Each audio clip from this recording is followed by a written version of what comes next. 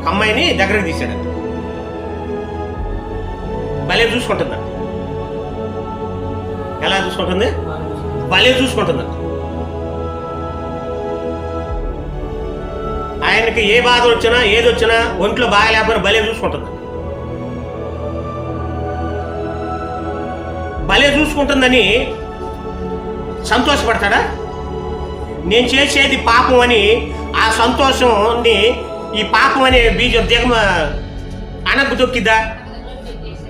నన్ను బాగా చూసుకుంటుంది భార్య అయితే నీకు ఆనందం ఉంటుంది, సంతోషం ఉంటుంది. నువ్వు దగ్గర తీసిన మనిషి పాపం చేస్తున్నావు, నిన్నైతే బాగా చూసుకుంటుంది, భార్య కంటే బాగా చూసుకుంటుంది,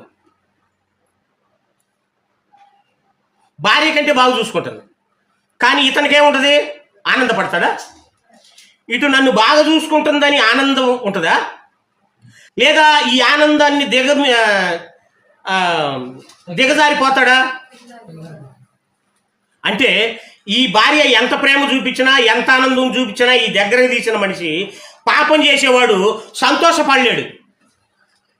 ఆమె ప్రాణం ఇచ్చింది కరెక్టే, ఆమె నీ బాగా దగ్గర నుండి చూసుకుంటుంది కరెక్టే, నిన్ను కంటికి రెప్పలా కాపాడుకుంటుంది కరెక్టే.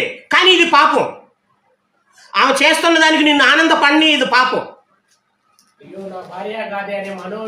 అది నా భార్య కాదే, నేను అక్రమంగా కాపురం చేస్తున్నాననే ఆ ఇది ఏం చేసింది అంటే ఆమె నీ మీద చూపిస్తున్న ప్రేమకి బాధపడతావా?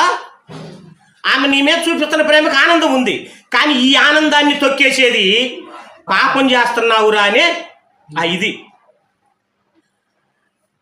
అర్థమైందా? అంటే పాపం చేసేవాడికి